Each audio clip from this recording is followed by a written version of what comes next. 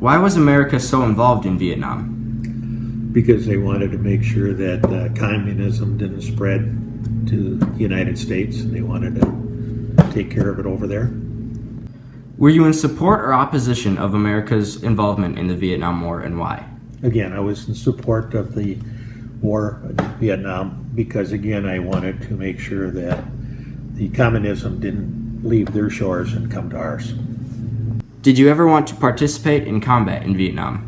No, not really. I was in the MPs, like I mentioned, but the military police that were with the dog unit, it was the people that were in charge of the dogs that actually went to Vietnam. I was more of a garrison troop. Did your views ever change during the Vietnam War? No, they didn't change at all.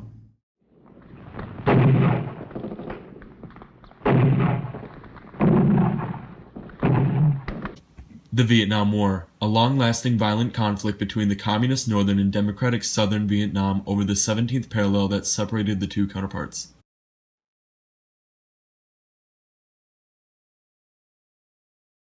On December 1st, 1969, at the Selective Service National Headquarters in Washington, a major event took place that caused such controversy between the everyday American and the U.S. government that more than half the country fought against it. The draft. A randomized lottery that chose thousands of unlucky victims between the ages of 18 to 25 to fight for their country. These people were most likely poor, uneducated, and involuntarily chosen. Many rich, educated families could get out of it. Of course, not everyone hated the draft. Some found it to be a great reserve of U.S. troops that we needed to tap from, no matter the sacrifice.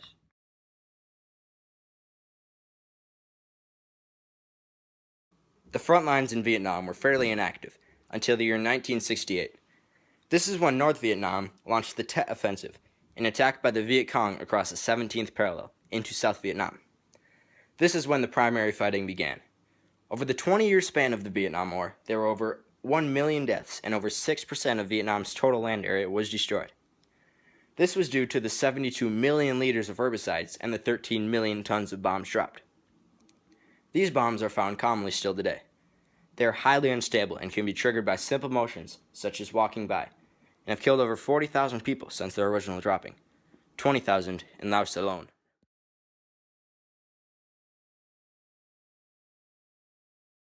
President Nixon gave a promise to the entire nation that their husbands, sons, friends, fathers, and nephews would return home with his plan to bring peace with honor. His plan entailed the reduction of American casualties by having the South Vietnamese soldiers bear much more of the ground fighting, a process he called Vietnamization. He also promised that he would diffuse anti-war protests by ending the military draft. Nixon provided the South Vietnamese army with new training and improved weapons and attempted to frighten the North Vietnamese to peace by demonstrating his willingness to bomb urban areas and harbors. Were there any major anti-war protests or rallies? Yes, there were several protests and things going on at different colleges in the 60s there when I was in the military. And being part of the garrison MP unit, we were in charge of riot control from time to time. So we trained as riot control military police officers, and there was one time where our particular unit loaded onto buses and we were ready to go at a moment's notice to one of the universities. As things turned out, things calmed down at the university and we never did have to go. America's involvement in the Vietnam War not only infuriated the Viet Cong, but caused an uproar on America's own shores. Major anti-war and counterculture groups rebelled against the government through rallies, protests, and rebellious actions. These protesters went as far as jail time and even death to ensure their voices were heard across the nation.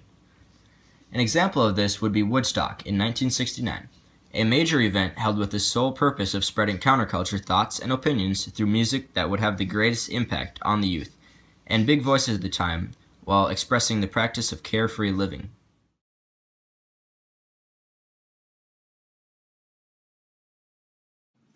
American participation in Vietnam increased as the South Vietnamese participation decreased.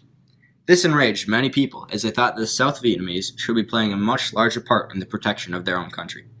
The United States government was spending billions of dollars in Vietnam, $173 billion to be exact, on aircraft, naval craft, and ground artillery.